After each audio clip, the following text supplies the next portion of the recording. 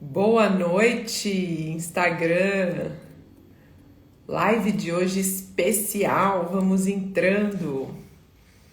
Vamos falar sobre vícios e a visão sistêmica. Vamos lá. Boa noite. Olha quem já tá aqui. Tô colocando aqui nosso tema.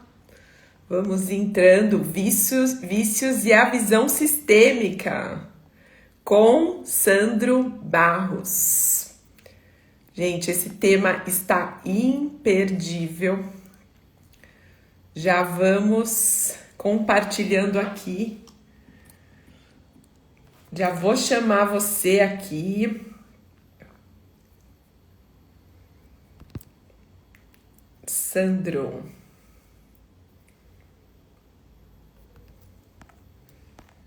Vamos lá ver solicitação.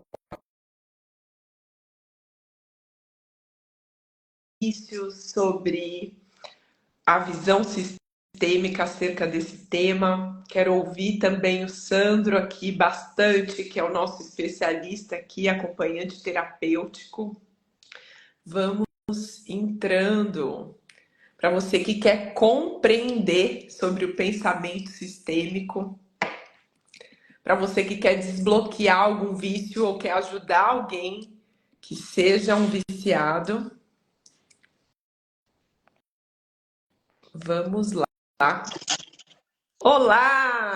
E aí, Ei, Sandro! tudo bem? Tudo bem com você? Tudo bem? Que frio é esse aí? Que jaqueta Meu é essa? Deus do céu, tá demais, tá demais. Aqui em São Paulo tá congelando. E aí no Rio? Aqui fez frio hoje de dia. Agora É, eu acho que não tá tanto frio não, mas aí tá muito frio em São Paulo? aqui tá. Aqui hoje acho que chegou a fazer, eu não sei se mínima 5, máxima 15. Foi uma coisa de louco. Ah, não. Eu morei em São Paulo, né? Eu sou um carioca paulistado. Ah, então você sabe bem dessa oscilação. Mas que bom que deu certo. Vamos falar desse tema aqui tão importante, né, Sandro? Que trabalho que você faz. Estou muito feliz com essa live aqui de unir nossas forças. Ah, isso aí, pô. Vamos unir. Eu quero saber um pouco sobre essa constelação familiar, que eu não entendo muito, já ouvi falar, mas nada como você, né, especialista. Mariana Parada, que de parada não tem nada, né? Zero, já percebeu, né? Já fica aceleradíssima. Acelerado aqui o negócio.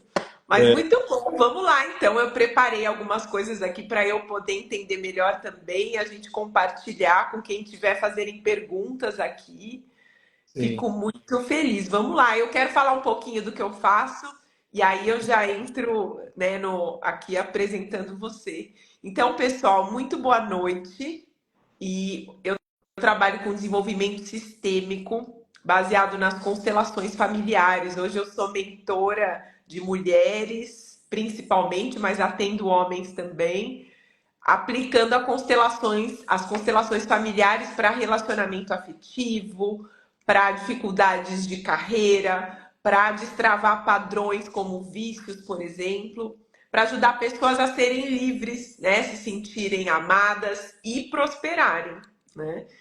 E aqui o Sandro, né, que está comigo, como a maioria de vocês já conhece, mas quero reforçar aqui, que é acompanhante terapêutico em independência química, né? Isso Ajudando pessoas em busca da sobriedade, né, para terem uma vida com liberdade, numa nova maneira, né, de se isso viver. aí. Então vamos lá, quem está na live aqui já envia aqui para as pessoas que precisam desse conteúdo, porque hoje eu vou trazer talvez algumas novidades, o Sandro também, mas eu tenho certeza que vai ser disruptivo. Tenho certeza que vai quebrar alguns paradigmas aí que a gente vai ajudar muita É gente, verdade. né? Antes de começar, quero mandar um abraço para o Bruninho, né? Amanhã eu vou entrevistar ele Hum. no podcast. Eu tenho um podcast chamado Uma Dose de Esperança. Quero te entrevistar também. É aqui Ai, no, eu vou. Claro que eu é aqui vou. no Rio de Janeiro. É muito legal o estúdio, né? A pessoa fica bem à vontade. Como eu fui ator, então isso influencia da minha forma de entrevistar. Então, Eu sou um cara muito do improviso, sigo muito a minha intuição na hora e deixo fluir, né? Deixo a pessoa ser ela mesma. Então, assim, eu pego muitas pessoas, assim, o nome do meu podcast é Uma Dose de Esperança. Então, não é só sobre dependência química. Apesar do meu nicho ser, né, segmentado como a dependência química. Mas eu atendo a aeromoça, empresários, jogador de futebol. Então, assim, toda a profissão precisa de uma dose de esperança, né? Verdade, Eu, precisa mesmo. Uhum. eu me lembro agora, olha como que é o diálogo terapêutico, né? A gente, através do diálogo terapêutico, a gente acaba lembrando de histórias que até então não eram combinadas de falar na live, né? Mas eu vou falar uma. Quando eu estava em São Paulo, eu estava morando em São Paulo, eu comecei no teatro em São Paulo, eu estou com 50 anos, eu comecei a fazer teatro com 16 anos, Nossa. no Emílio Fontana, na Angélica, não sei se está vivo hoje, foi um dos pioneiros do teatro, e eu comecei a fazer teatro aí, eu e minha irmã, né? Tenho irmãs gêmeas, e isso me ajuda muito hoje, né? Que eu tenho uma carreira aí de anos de teatro, de oficinas de psicodrama, de peças, de participação de novelas. Então, eu já fiz muita coisa. Só que hoje eu me encontrei como terapeuta, né? Meu propósito faz Uhum. 10 anos, né? A nossa maior dor vira a nossa maior cura, né, É, Sandro? exatamente. A nossa dor tem muita intimidade com o nosso propósito, né? Uhum. E devido a essa dor toda que eu tive, 3 overdoses, enfim, a gente vai falar mais por aí. Uhum. Então, eu encontrei meu propósito através da minha dor, né? E, Maravilhoso. e hoje eu não pretendo trabalhar mais como ator, mas esse trabalho como ator me ajudou a chegar onde eu cheguei hoje como terapeuta, né? Isso me ajuda muito, até porque eu atendo atores também, Olha, né? uhum. Atendo, Virou uma inspiração, né? Provavelmente para todos. para todos. O próprio Serginho Ronjakoff, que eu tive uma visibilidade maior depois do caso dele, eu já trabalho com isso há 10 anos, já ajudei mais de 5.000 pessoas a sair das drogas. Eu vi lá no seu Instagram, né, você ajudou mais de 1.000 mulheres também a ser transformadas. Então, quando eu estava com o Serginho Ronjakoff, eu não tinha pretensão nenhuma de ser conhecido. Eu nunca tive essa pretensão de ficar conhecido. Mas, quando eu vi a história dele, eu fui resgatar ele. Olha só. E, ao resgatar ele, eu tive uma visibilidade, né, na TV, na rádio, em todos os canais. Né? Eu fui a busca, número 1 de busca no Google. Então, hoje eu tenho clientes na Austrália, no Japão, em Dubai. Isso graças à projeção. Eu brinco com o Serginho que eu resgatei a vida dele e ele me projetou, né? Então, Olha que bacana. foi uma coisa. E me fala uma coisa, Sandro, a diferença entre ser terapeuta e ser acompanhante terapêutico, só para a gente poder entender aqui, né, qual que é esse papel do acompanhante terapêutico para uma pessoa que tem questão com vício? Muito, muito importante essa pergunta, né? Me perguntam muito sobre isso. Uhum. O terapeuta, ele atende no padrão de psicoterapia, que, né, o psicólogo faz psicoterapia, o terapeuta faz terapia. Qual é a diferença do psicólogo e do terapeuta? O psicólogo, ele formado, eu estou no 8º período, eu não sou psicólogo, eu estou Uhum. estudando. Mas quando eu me formar em psicólogo, eu vou ter ferramentas que só o psicólogo pode ter. Tem uma loja do psicólogo e só ele pode usar essas ferramentas. Não pode passar por uma pessoa que não é psicólogo. Então ele vai ter lá, né, o Conselho Federal de Psicologia, vai ter lá, né, o CFP. Então esse é o psicólogo que atende no consultório, naquele horário marcado, uma vez por semana geralmente. E toda terça-feira, 4 da tarde, de 4 às 5, aquela pessoa vai lá. Né?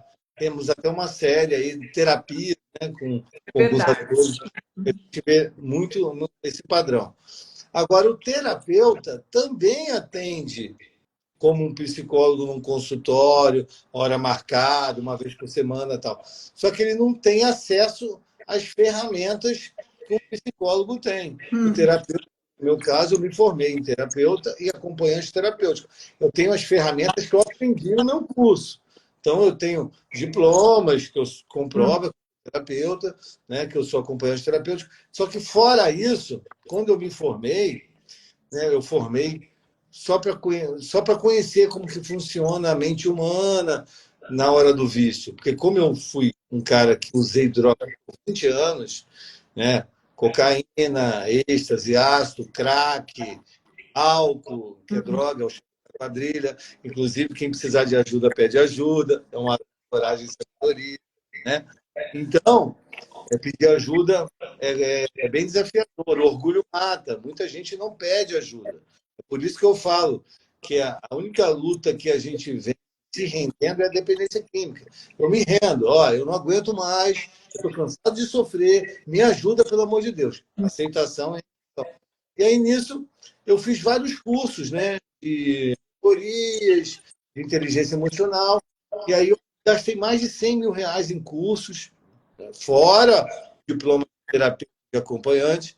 E agora eu estou numa faculdade que eu também estou gastando, né, tempo e dinheiro para me tornar um profissional melhor. Mas o que me ensina mesmo a ser terapeuta ou acompanhante terapêutico é meus atendimentos. Cada caso que eu pego é uma escola, é uma faculdade. Né? Então, assim, quando eu atendo É como um terapeuta, repertório, né? é um repertório. Quando eu atendo como terapeuta, eu atendo online, né, pelo WhatsApp ou pelo Zoom, tal, em qualquer lugar do mundo, né, que as pessoas estão preferindo muito, ou no meu consultório aqui na Barra, que a frequência está muito baixa, todo mundo quer online, o pessoal não quer É presencial, essencial, é e já verdade. acostumou, sabe, que evita gasto, deslocamento, tempo, pode estar fazendo no conforto da sua casa, de qualquer lugar do mundo. Então, as pessoas, 90% dos meus atendimentos, eles estão online. E alguns ainda insistem no presencial, que quer me ver, né? Quer falar comigo, não tem problema nenhum. Eu faço aqui no consultório. Mas e o acompanhante terapêutico, né? E o acompanhante terapêutico, qual é a diferença? O nome já diz, acompanhante terapêutico. Ele acompanha o paciente. Então, eu Uhum. faço um serviço que é novo no Brasil, né? O Rafael Ilha, ele tem um podcast chamado Pilhando Geral, que é a história da pilha.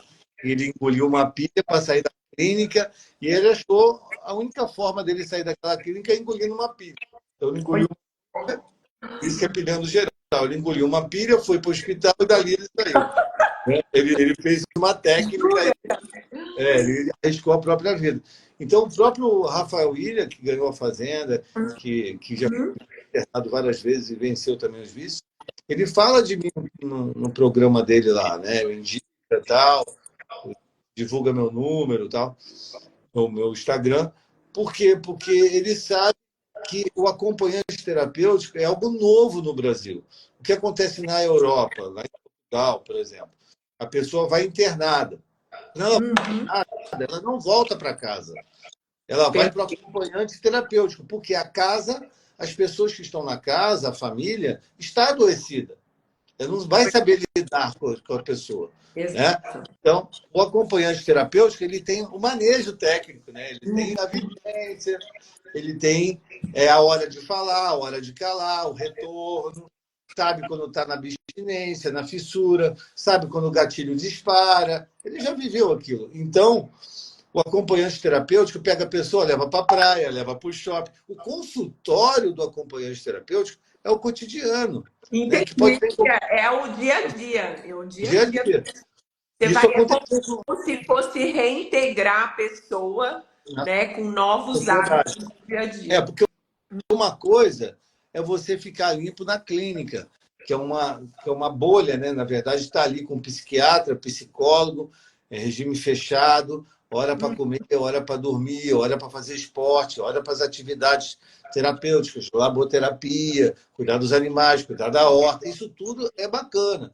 Só que depois que a pessoa fica lá um tempo, recupera o discernimento emocional, limpa todo o corpo com as drogas, né? Fica realmente desintoxicado e começa a criar um plano de ação para sair, muitos têm receio de sair. Falar, será Olha, que eu vou conseguir? E a insegurança de viver sóbrio na sociedade? Não é fácil. Às vezes, as pessoas que eu mais assim, fico impressionado são pessoas que conhecem muito, mais do que eu, conhecem muitos, muito. Ela conhece assim os 12 passos, conhece as drogas, dá uma aula em Harvard, só que ela não consegue ficar sóbria, porque ela não consegue ter a prática, ela tem a teoria, entendeu? Eu sou um cara que eu tenho Faz essa, toda a diferença, né? Faz toda a diferença. eu tenho essa prática, então é isso que eu tento passar. Eu tento passar para os meus pacientes que eles precisam agora parar de perder tempo com a droga, porque usar droga é pagar Uhum. com a ilusão de ser feliz, né? Essa frase, essa frase veio de um atendimento, né? Usar droga é pagar para sofrer com a ilusão de ser feliz. Veio de um atendimento. É bem simples e bem impactante. Então, eu chego para eles e falo, cara, chega de perder tempo, chega de perder tempo, chega de Jogar a vida no lixo, né? então, vamos transformar sofrimento em conquista, vamos encontrar alegria na sobriedade, porque a sobriedade é uma coisa chata na época do consumo. Então, o pessoal associava o álcool, né, que é droga, que é o chamado das drogas, e as outras drogas, é, as pessoas associavam o consumo à alegria, consumo à liberdade. Né? Muita gente tem o cigarro, né? Eu vi lá que você escreveu sobre o cigarro, que foi uma das coisas mais difíceis de largar para mim, foi o vício mais difícil, Uhum. foi mais crack, foi mais difícil que a cocaína, foi mais difícil que o êxtase. Eu até usei Special K de cavalo. Eu era um homem suicida, eu usava muito. Eu não conseguia ficar um dia sóbrio, né? Hoje eu tenho 14 anos, mas eu Que não conseguia. maravilha. Obrigado. E aí, o acompanhante terapêutico faz isso. Foi o que eu fiz com o Serginho. Ele saiu da clínica, depois de mais de 10 internações, né? Com um histórico que ele não conseguia ficar sóbrio de jeito nenhum, a mãe sofrendo, a família sofrendo, o agente dele sofrendo, usou droga desde pequeno, e eu sabia que se ele voltasse para casa, ele ia recair. Porque estava todo mundo adoecido. Aí a gente vai falar daqui a pouco. Eu quero escutar Papel, você né? O papel de cada um. o papel de cada um, que eu quero falar com você sobre a constelação familiar, o sistema, né, sistêmico, o Total. sistema familiar, a mãe, o pai, essas O coisas. E aí sistema é todo aonde a pessoa está inserida, né? Como que foi essa base, né, dessa família para que houvesse essa falta de algo, né? esse sistema familiar estava em colapso, né? E aí nisso, quando ele saiu e foi se tratar, a própria família teve que olhar para ela, né? Porque antes olhava para ele, tudo era ele e tal. Ele foi para lá se tratar, aí a família também tem resistência de se tratar, porque quem usa droga é o outro. Mas não é. Não é porque o outro usa que você não precisa se tratar. Existe uma resistência da família de se tratar. E quando ela não se trata, o que acontece? Quando ele volta da clínica, está o mesmo cenário. Volta tudo a estaca Está o zero. mesmo cenário. Então, quer dizer, eu costumo falar, o dependente químico evita a primeira dose. E a família? Evita a primeira discussão. Ah, perfeito. Entendeu? Mas a família adoecida constrói uma discussão, planta discórdia na ventania. Quer dizer, a situação já está ruim, ela piora. Então, é um Sandro, problema. é muito interessante, né? Como a cura ela é multidisciplinar, né? Eu enxergo, porque o que você está trazendo é muito complementar aquilo que é a visão sistêmica traz, né? Porque como a gente olha para o vício através das constelações, né? O vício ele está sendo um dedo duro de uma falta, Sim. né? Simples assim, né? Todo excesso esconde uma falta, né? Todo mundo acho que sabe disso, né? Todo excesso esconde uma falta, qualquer excesso, né? Compulsão alimentar, né? Vícios, compulsão de compras, qualquer excesso. Então, o que que é essa falta? Né? O que que essa falta está denotando? Né? Então, o que a gente percebe com as constelações, Sandro, e aí, quando eu falo de constelação aqui, o que que eu estou querendo dizer? O que está por trás? A causa, né? A origem de um vício, aonde ele começou, né? Porque muitas vezes, né, a gente precisa olhar para a causa para poder desfazer o nó, para poder seguir. É como se a gente deitasse o dominó do lado certo, né? Para poder se manter na sobriedade, né? Rebobina, rebobina a fita, né? Exato. Olha lá, mas para onde, o que faltou, né? E o que a gente percebe nas constelações, que é uma ferramenta de ajuda também, né? E complementar as terapias, né? Ao acompanhante, então é algo que vem para somar, é a questão de olhar para a origem disso. E muitas vezes o que falta, na grande maioria, a gente não vai aqui colocar tudo, né? Não vamos generalizar, mas eu falo que assim é muito alta essa estatística da grande falta é o pai, né? Então, uma pessoa viciada, muitas vezes ela está buscando o pai. Ela está buscando tragar o pai, ela está buscando tomar esse pai para dentro de si.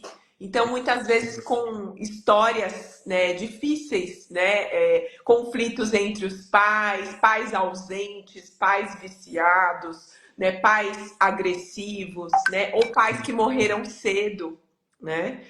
Qualquer tipo de falta de pai pode gerar o vício, né? Entendi. Então, Faz o meu sentido. papel é pôr luz ali. Faz sentido até com a minha história, né? Porque a minha história tem o meu pai aí, né, também. Então, tem tudo a ver. Faz sentido. Eu li algumas coisas sobre você também. Eu vejo sobre o sofrimento psíquico, né? As marcas psíquicas das pessoas, né, em relação a isso, a disfunção cognitiva, né? O que que levou a pessoa a usar droga, né? Eu entendo o que você está falando. Uma coisa é você ir na beira da piscina. Uma coisa que foi no fundo da piscina, né? Então, assim, Exato. é a pessoa mergulhar, né? O que te levou a usar droga? No meu caso, eu acredito que foi o meu pai mesmo, entendeu?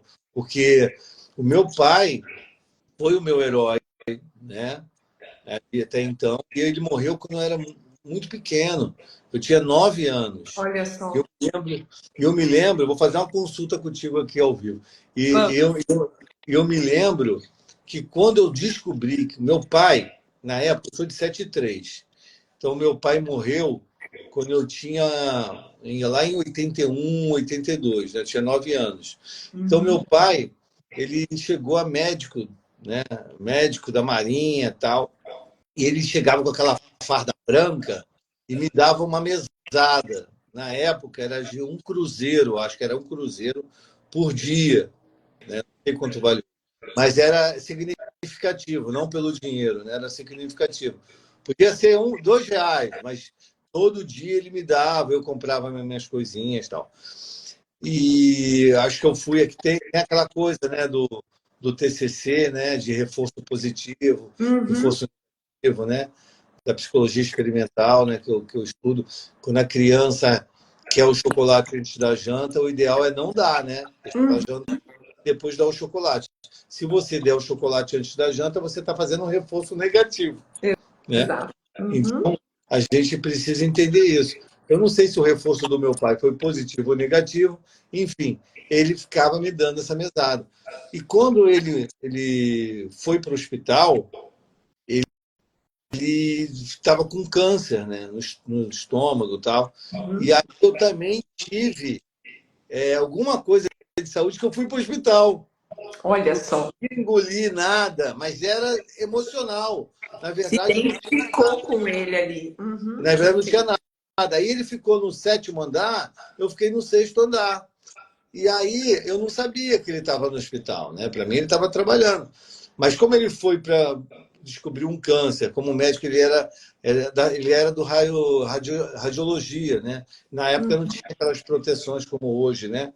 Então, quem era médico do radiologista, ele acabava pegando aquela contaminação lá de pegar câncer. E aí, nisso, eu fui para lá. Aí o pessoal brincava de forca comigo, eu criança, brincava com aquele brincadeira de forca das palavras, Sei. cara, não sei o Uhum. quê. E aí nisso, quando eu fazia maior escândalo, né? Fazia maior escândalo para ir para o hospital. Chamar atenção. Uhum. Chamando atenção, não conseguia engolir nada. Eu me lembro isso, não conseguia engolir nem saliva, nem banana, não conseguia comer nada. Só que quando eles fechavam a porta e ficavam na janelinha me vendo, quando os médicos saíram, eu começava a rir, brincar, tipo, não tinha nada, entendeu? Aí eles viram, perceberam que era emocional. Foram para o meu pai, falou assim, ó, Roberto, seu filho não vai ter alta nunca, é emocional, entendeu? A gente já viu, a gente vê pela janelinha. Ele, quando a gente está lá, ele faz um maior escândalo. Mas quando a gente sai, ele fica brincando ali de Olha aí. forca. Aí meu pai foi, colocou a farda, foi no meu quarto, se arrastando, todo de branco, e Uau. falou assim, com a farda da Marinha, né? Falou assim, toma sua mesada, filho. Filho, tá na hora de você ir embora para casa para cuidar da mamãe, para descansar, tal, você tá ótimo. Aí eu tive alta, Olha só, era o que você precisava. no mesmo dia. E aí, nisso, uma semana depois, alguma coisa assim, eu recebi a notícia que ele tinha morrido, para me dar a notícia. E eu estava jogando aquele jogo do War dentro do quarto, que é aquele lance de Sei. conquistar país. Uhum. Quando veio me falar que ele morreu, eu quebrei o quarto inteiro. Quebrei o quarto inteiro, quebrei o War. Ali eu tive um impacto emocional que mais para frente eu fui atrás das drogas para poder preencher esse vazio. Isso é muito claro para mim. Perfeito. E aí eu li o que você falou sobre o pai. Fala aí para eles aí. Então, Fala, dá uma aula. o que eu quero mostrar aqui, que é perfeita pela história do Sandro, né?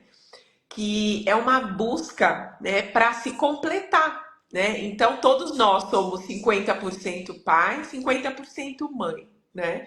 Então, se algo nos falta, né, de enxergar o amor de algum dos nossos genitores, né, do pai ou da mãe, começa uma busca, né? Muitas vezes por isso a história do Sandro, que é, né, exatamente isso, é um pai que morreu muito cedo no momento que você mais precisava dele, porque 9 anos de idade é a fase do menino ir para o pai.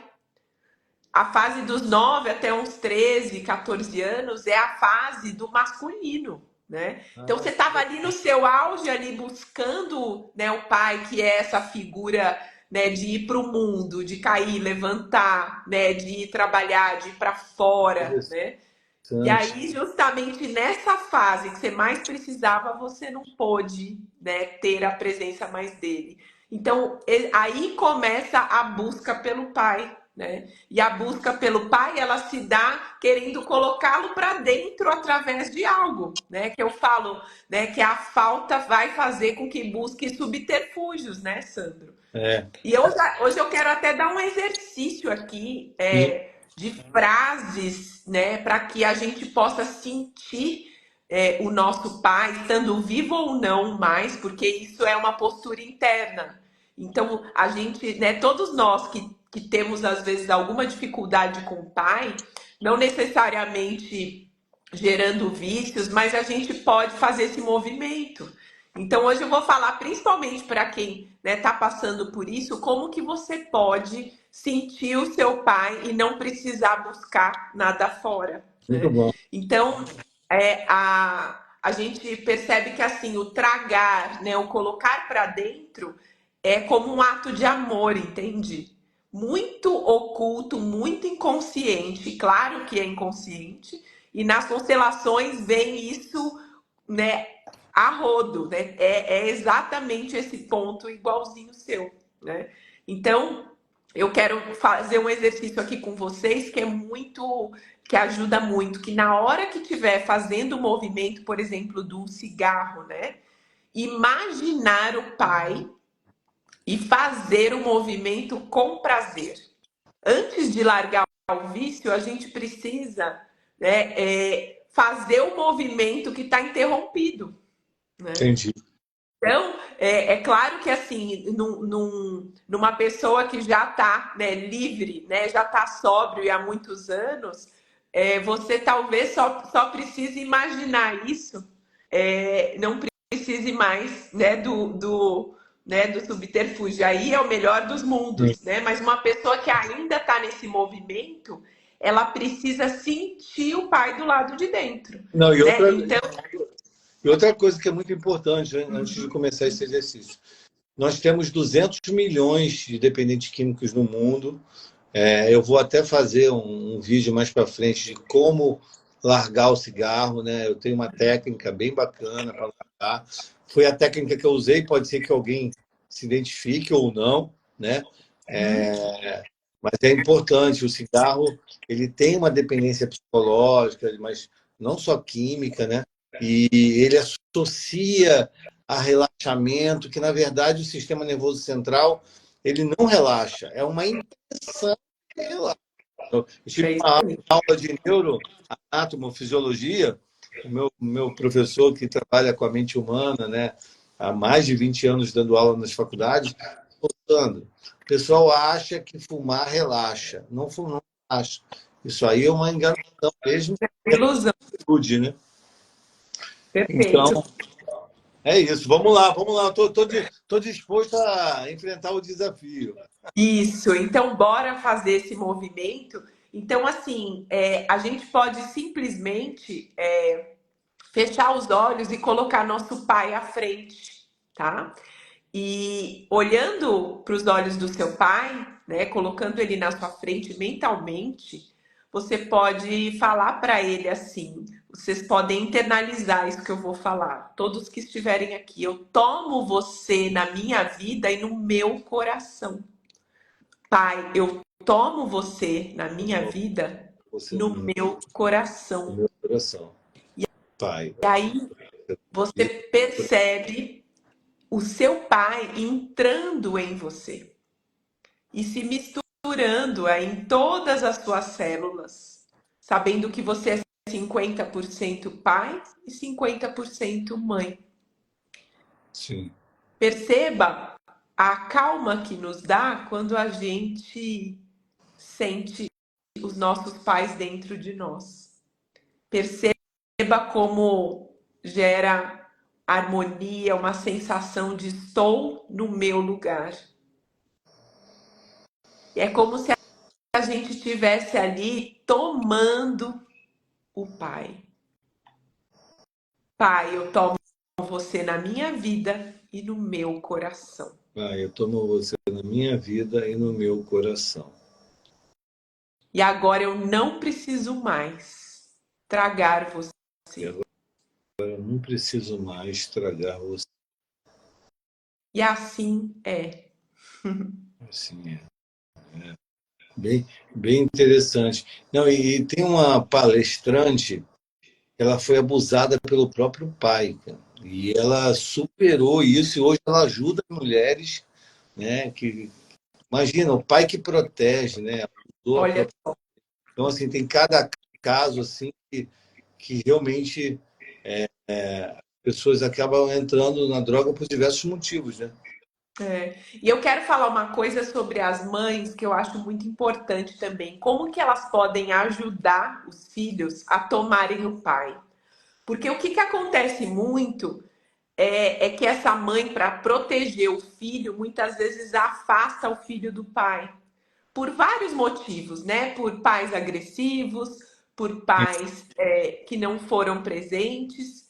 Então, a mãe, ela precisa tomar esse pai como certo para esse filho, porque sempre é, né? Mesmo com todos os desafios, é por conta daquele pai e dessa mãe que surgiu a mistura que é esse filho, né?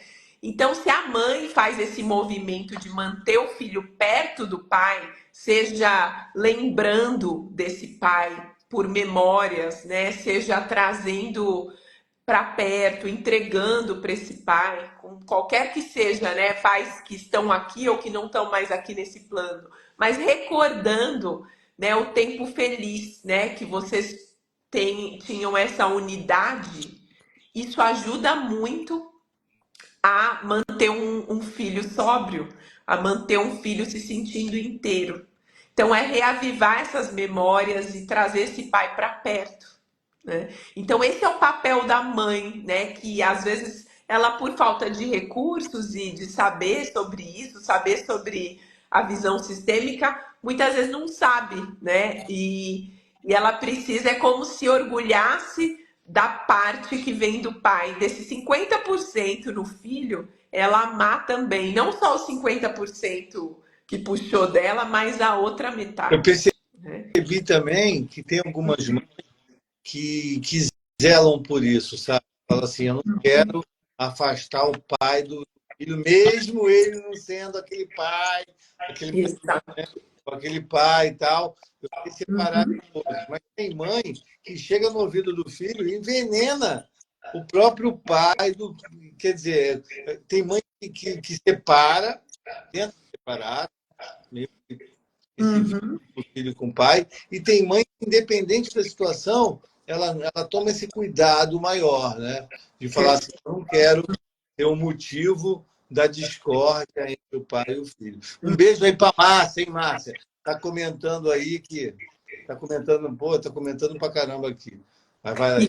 quem quiser mandar perguntas aqui para a gente, tanto para mim ou para o Sandro, mandem para a gente falar desse tema tão essencial, né? É o E eu Thiago queria. aí, ó. Meu primo Maurício, o Thiago lá do Leblon.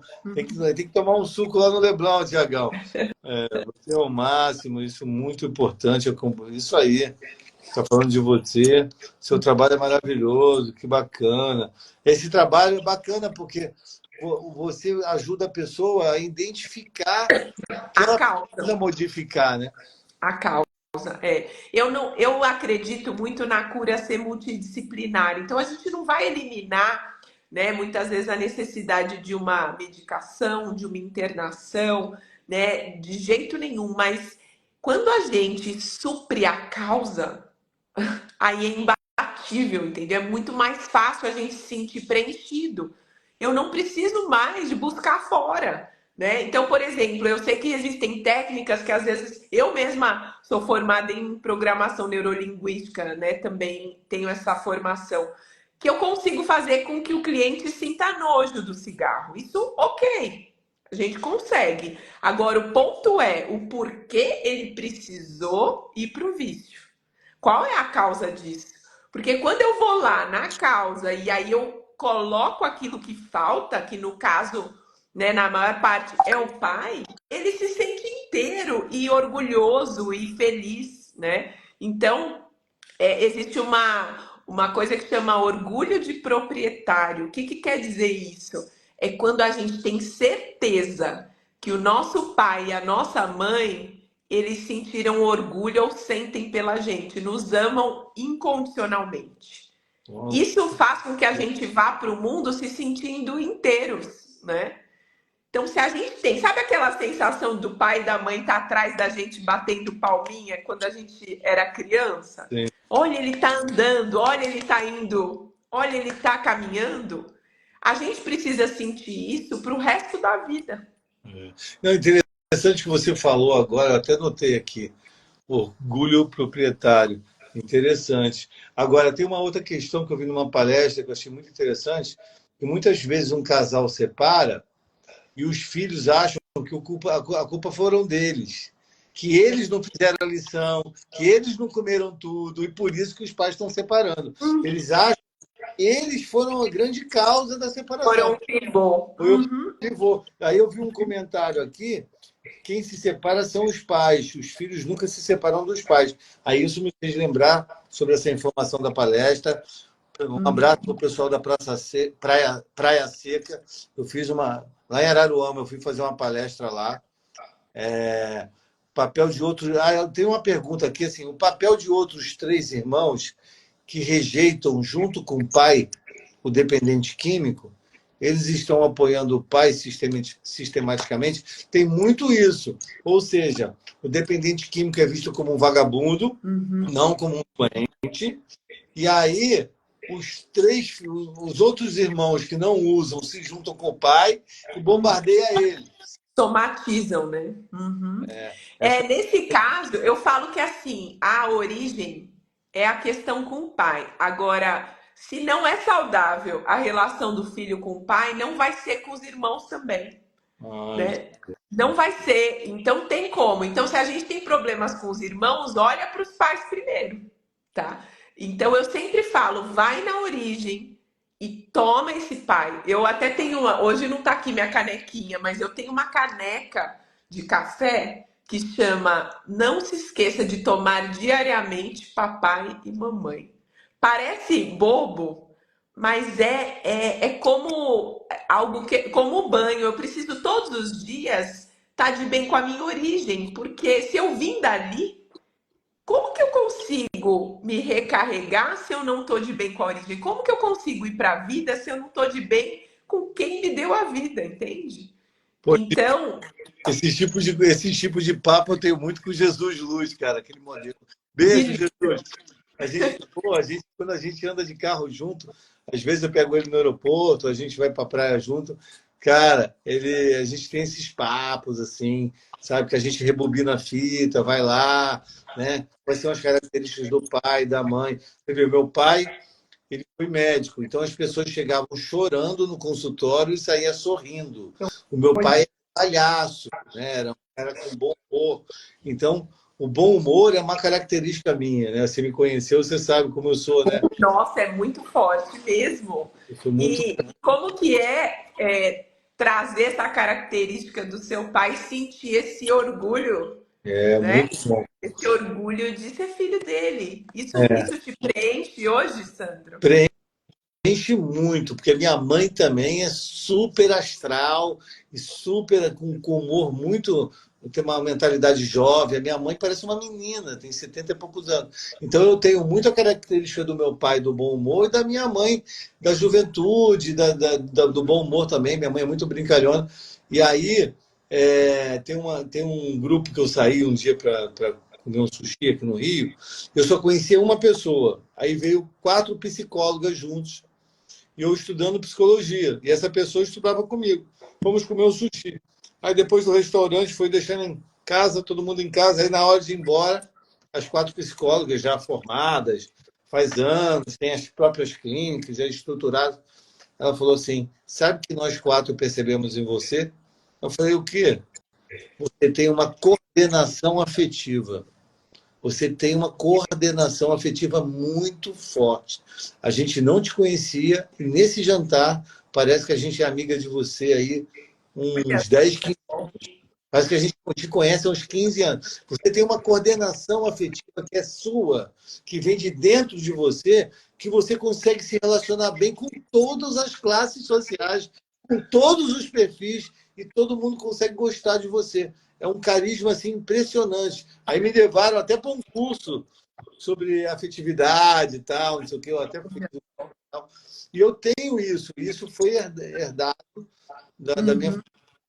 Não, maravilhoso. E, Sandro, se você quiser uma âncora, né, para levar para os seus pacientes, né, que aí isso é bem sistêmico, algo que eu ensino para a gente poder estar, vamos dizer assim, completos, né, não precisar buscar fora, é a gente colocar mentalmente atrás do nosso ombro direito o nosso pai e atrás do nosso ombro esquerdo a nossa mãe.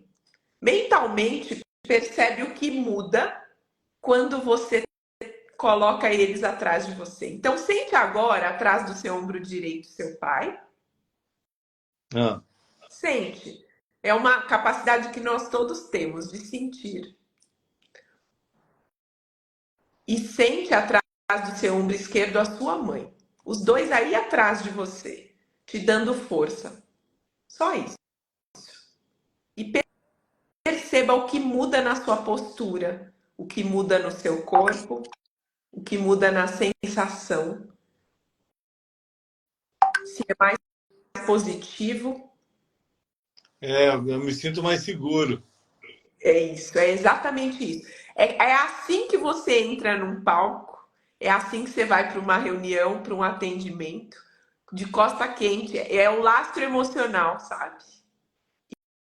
Então, isso é um exercício simples, sistêmico, que nos lembra do que nós somos feitos, do que tem aqui nessa carne aqui dentro, sabe?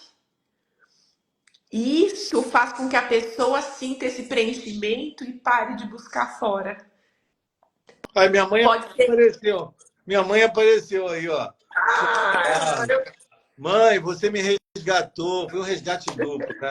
Hoje ela tem o filho de volta sóbrio, eu tenho a mãe de volta. Foi um resgate duplo, né? Um Olha, resgatou o outro, né? um Porque resgatou. a gente ficou afastado muitos anos, né? Não, que lindo. E me fala uma coisa, como que a gente pode ajudar um filho, né? Se uma família identifica, como que ela poderia identificar que um filho está usando alguma droga? Tem alguma dica, Sandro, que você pode dar? Então, uma dica muito importante, eu já fui, né, perguntado sobre essa questão várias vezes. Uhum. Tem até no meu YouTube, eu tenho um canal lá, Terapeuta Sandro Barros, e tem um canal Uma Dose de Esperança, e tem meu Instagram, né, que é esse aqui, o @Terapeuta Sandro Barros. Mas, assim, a família geralmente é a última a saber, né? Às vezes a família fala, ele está bebendo. Não, na verdade ele já está cheirando, né? Já está fumando maconha, né? Aquela coisa, aquela frase que eu falei num dos vídeos eu tive 13 milhões de visualizações, 300 mil compartimentos, mais de 450 mil curtidas, mais de 16 mil comentários, porque eu falei que a cocaína destrói o império. E a maconha não te deixa construir um. Mas essa frase, o império, não é só dinheiro, é sistêmico. É a paz, é a relação com a família, é sair do desleixo, do consumo. A pessoa, quando está no consumo de drogas, ela não dorme bem, ela não come bem, ela não tem constância na academia, ela fica fedendo, com mau hálito, não escova os dentes todos os dias, o quarto está um nojo, as roupas estão furadas. Então, assim, é todo um império, quando eu falo, não é só dinheiro. Aí o pessoal fala, não, mas eu não quero ficar rico, mas não é só esse. Aí eu falo assim, acho que a gente não está falando do mesmo império, porque o império falando, é sistêmico, são todos os pilares, né, como o corpo humano. Se um dedinho seu estiver inflamado, vai afetar todo o seu corpo. Né? Sim. Então, a gente sabe disso. Então, o que eu costumo falar? A família, ela acaba querendo apagar o incêndio, mas ao invés de jogar água, joga álcool. Elas aumentam o incêndio, porque elas estão adoecidas e não sabem lidar. Então, qual é o primeiro passo, a primeira dica, quando vem Tá. a questão de mãe ou de pai que fala, poxa, o filho pequenininho que eu criei, eu percebo que ele está estranho, eu percebo que ele está com um comportamento disfuncional, que ele não está olhando no meu olho, que ele está chegando meio tarde, que ele está com umas amizades. É a primeira coisa, vai numa terapia. Vai numa Perfeito. terapia você que está. Aí a terapeuta vai chegar e vai te dar umas dicas. Ó, é o seguinte, agora você está na fase de observação. Anota, pega um caderninho. Chegou 2 da manhã, de segunda Uhum. a sexta. Não jantou. Vai anotando, mas tipo investigador, mas o investigador oculto. Não mostra nada para ele. Fica no neutro, né? Porque eles fingem que estão sóbrios e a mãe finge que acredita. Né? Aquela coisa. O que você está falando aí, Sandro, está me vindo assim, algo para mim, uma mãe ou um pai que não percebem isso, eles têm todo o direito, porque todos somos imperfeitos. Mas olhando, né, sistemicamente para eles, né, e até tem a ver com a pergunta que a Petra fez aqui embaixo, né, que eu já vou responder. Mas olhando, é muito interessante o que você está trazendo, dos pais buscarem ajuda, né, de buscarem, né, o que está acontecendo e começar a observar. Isso já está mostrando que vem lá de cima, né, que vem de alguém que veio antes dos nossos pais, uma certa indisponibilidade para a vida. O que eu quero dizer com isso, né? Se você não está percebendo que o seu filho está chegando muito tarde, que o seu filho não olha nos olhos, que o seu filho não está ali inteiro, né, fazendo as obrigações de estudos e tudo mais, quem tem que ter esse tempo de qualidade são os pais, né? É, Que a gente sabe que por traumas, por questões, né, cada um vai ter seus motivos e tá tudo bem, somos seres humanos, mas ou seja, né, nunca é só sobre o filho. isso Nunca é só sobre o aí. filho, É, é, né? já vem algo lá de trás que está sendo perpetuado, né? Muitas vezes eu falo que a gente precisa deixar para os nossos filhos um legado e não dor, né? Então, o que eu posso dizer, e aí respondendo a pergunta da Petra aqui, de como tomar um pai e uma mãe que também estão adoecidos. E aí eu posso ajudar muito com as constelações, que é saber separar o homem do pai, separar a mulher da mãe. O que quer dizer? Eu preciso só, né, saber que eu sou pequena ali, que alguém me deu a vida que chegou antes, tem uma hierarquia. Sim. E aí eu preciso ser feliz, olhar para frente e não ficar olhando para os pais e exigindo algo a mais, exigindo que eles fossem diferentes. Né? Então é obrigação do filho, aí que eu falo que entra muito a gente aprender, né, expandir a consciência e buscar novos recursos. É agradecer pela vida e deixar as dores dos pais com eles.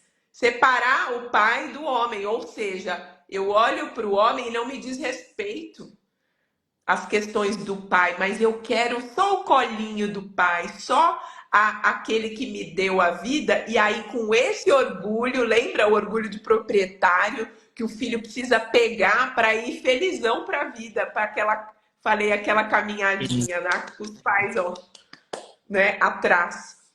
Isso dá força para a gente para ir para os projetos, para formar uma nova família, para poder deixar os pais em paz, né? Porque lá no fundo é uma exigência. É uma exigência, entendeu? É assim, eu queria que meu pai tivesse vivo. Eu queria que meu pai fosse mais presente. Eu queria que a minha mãe fosse mais afetiva. É uma exigência, entende, do filho? Não é por mal, mas não deveria ser assim, porque os pais só nos deram a vida. Então, o que a gente faz? Pega e vai, casca fora, vai ser feliz, né? Eu costumo falar assim, como você quer esse resultado se você não está mudando a sua estrada? Se você está na estrada do consumo, né, e quer ir para a estrada da sobriedade, é outro destino, né? Se você não adianta você querer ir para São Paulo e pegar a estrada para Búzios, você vai chegar em Búzios, né? Então, assim, as pessoas querem atingir resultados pegando estradas diferentes. Então, isso aí é uma das antigas, né? Uhum. Estradas antigas, né? Querendo às vezes, né, ou copiar algo que os pais fizeram, ou querer reparar, né? Querer achar que é melhor, né? Não, e outra coisa sobre o que você estava falando, que eu ia falar agora, é sobre reprodução de padrão, né? Muita reprodução de padrão. Eu pego pessoas que foram criadas vendo o pai usando droga, né? E aí agora está no vício, porque isso foi o elo com o pai, né? Então a criança cresceu vendo o pai usando droga, hoje ela usa droga como o pai usava, o herói, né? Reproduzindo padrão. Isso aí eu pego muitos casos. E uma outra dica para a família é evitar sermão. Sermão nunca deu certo, né? Nunca deu certo o sermão. Eu me lembro que minha mãe está aí, né? Minha mãe está aí na live. Às vezes a droga joga para cima, depois joga para baixo. Eu costumo falar que é uma gangorra emocional. A pessoa está no consumo, né? Gastando todo o dinheiro, não está nem aí, e aí um abismo leva outro abismo, é consumo de droga, prostituição, bebida, tudo. E aí depois ela fica sem dinheiro, sem nada, e fica em casa, no departamento médico, comendo, dormindo, tomando banho e se reestabelecendo emocionalmente, mentalmente, tal, para depois começar tudo de novo. Então, é um ciclo vicioso. Consome, consome. Então, vamos lá, uma semana. Pega segunda, terça, quarta, quinta, usa. Aí sexta e sábado descansa. É o contrário, né? Na verdade, usa quinta, sexta, sábado e domingo. Segunda, terça e quarta, descansa. Aí depois usa sexta e vai fazendo isso. E aí a droga joga para cima, joga para baixo. Teve um dia lá que eu estava cansado, sabe? Meu corpo estava cansado. Aí eu falei assim, hoje eu não vou usar droga, não. Pensei, não falei. Mas minha mãe adoecida, com os afazeres, lavar roupa, comida, as coisas, ir para banco, fazer as coisas, eu nem dando. Quando a pessoa está nas drogas, não é que ela é má pessoa, 90% tem coração bom, né? É que eu não sabia se minha mãe estava precisando de mim, se minha mãe estava com problema financeiro, se minha mãe estava com as sacolas da feira pesada, se minha mãe precisava falar comigo. Eu só queria usar droga. E ao usar droga, abandona tudo e todos, né? Você só quer usar droga. Por isso que é a doença do egocentrismo, né? Uhum. A doença espiritual tem essa faceta do egocentrismo. A doença Total. mental, a doença mental, né? A dependência química é uma doença física, mental, emocional e espiritual. Ela é física por causa da compulsão. Uhum. Ela é mental por causa da obsessão, frequência de pensamento. Emocional, porque o emocional, as gavetas emocionais ficam totalmente confusas. E espiritual por causa do egocentrismo. Então, o mundo gira em torno dela. Então, nessa hora, minha mãe adoecida olhou para mim e falou assim: você já vai usar droga? Algum movimento que eu fiz, alguma coisa.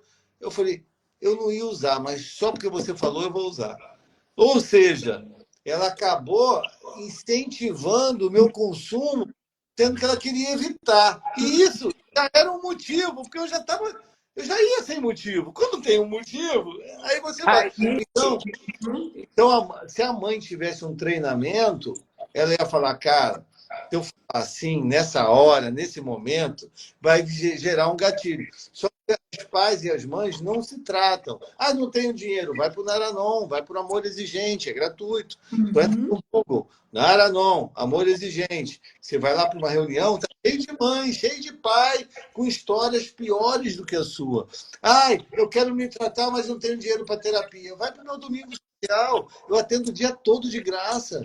De graça, o dia inteiro, todo domingo. Quem que faz isso? Eu Nossa. podia estar na praia, eu podia estar em Uhum. outro lugar. Eu atendo as pessoas de graça, que não tem nenhum bujão de gás em casa, que não tem comida. Eu atendo de graça. Ah, mas eu não posso no domingo. Então vai no grupo GNA, de AA, que é gratuito, e lá você vai ter muito semelhante. Então, assim, não tem desculpa, entendeu? Não tem desculpa. Quer fracassar, deixa para amanhã. Se você quiser fracassar, tem que deixar para amanhã. Agora, se você quiser agir, ação é poder, você sabe. A gente estava num curso sobre isso. Ação é poder. Não é querer é poder, é ação. Tem poder quem age. Vai para cima, começa a semana, toma uma decisão. O sucesso é uma decisão. Eu não vou mais usar droga, eu não vou mais beber. O que eu vejo muito é as pessoas gastando 20 mil numa noite, 30 mil numa noite, tirando cocaína e tal, e fazendo outras coisas. Mas aonde começou? Rebobina a fita. Aonde começou? Naquele primeiro gole de álcool. Uhum. Lá atrás. Pô, cara, a pessoa não sabe beber, então não pode beber. Entendeu? Então tem a Uhum. diferença do abusador, do dependente químico e do usuário. O usuário é aquele que sabe beber, que é raro. Que é raro. Até dura um tempo, mas o que sabe beber, ele pode perder o controle do carro, entendeu? Então é melhor não usar, entendeu? É melhor não usar. O Não, abusador. maravilhoso, maravilhoso isso que você está fazendo, porque já vai trazendo gatilhos ali, né, que levam a pessoa a se manter no ciclo. Né? E você sabe, Sandro, aqui para a gente ir finalizando a nossa live, que tá uma delícia por mim, eu ficava um tempão aqui. Tem sessão 21 horas, mulher.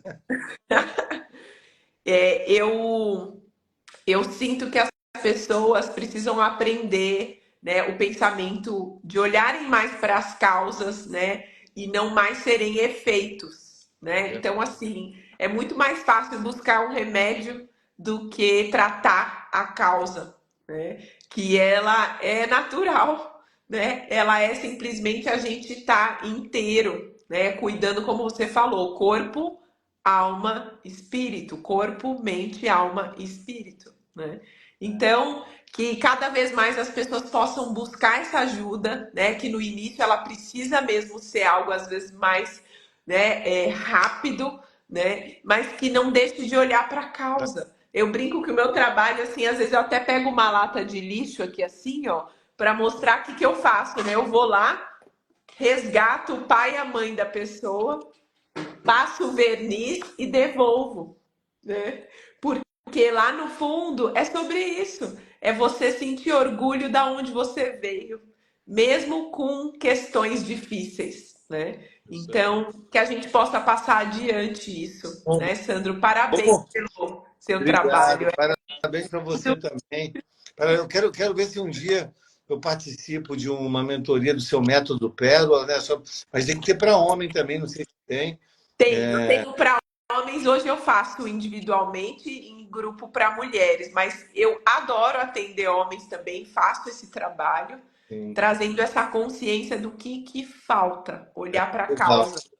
Vamos fazer outra live. Quero te entrevistar no meu podcast. Só quero deixar dois recados. Uhum. Primeiro, é muito importante vocês entenderem as características do dependente químico, né? É a negação, ele nega o óbvio, né? Nega, resistente. A manipulação, fala o que você quer ouvir para ter alguma coisa, né? É isso.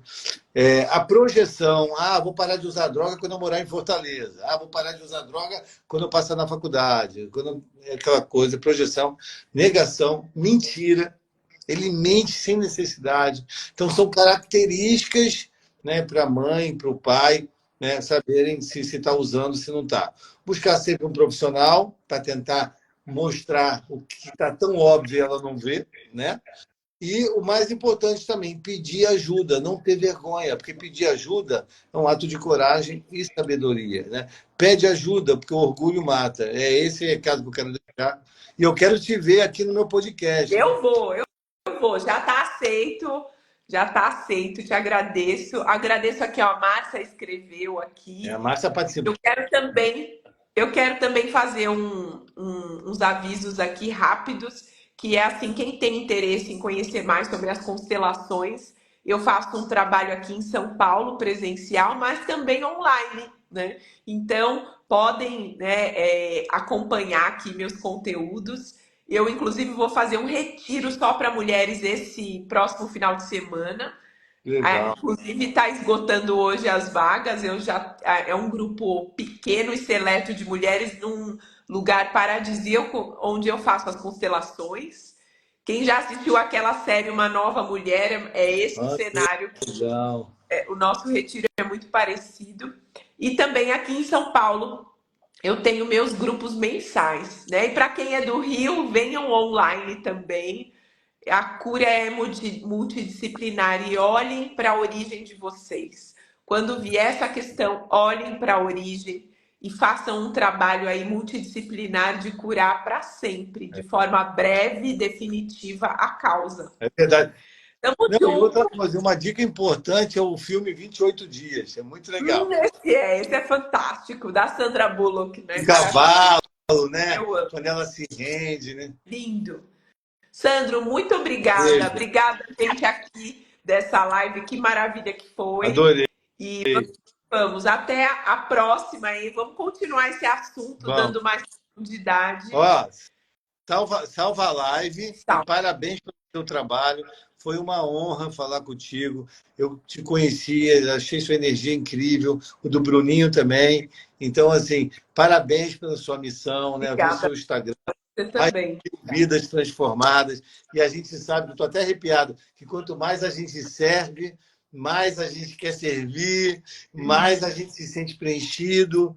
E esse seu trabalho é lindo. Parabéns. Obrigada. Eu vejo o mesmo com você. Vamos unir essas forças aqui. E o feminino e o masculino juntos dá bom. Bom, beijo, Né? querida. Vamos que vamos. Beijo. Obrigada a todos. Nada. Até a próxima live, Sandro. Beijos. Até a próxima. Pessoal, obrigada por estarem aqui. Vai ficar salva. Que salva aí. Beijo. Beijo. Positividade e sobriedade. Vamos na fé. Muito bom. Vamos.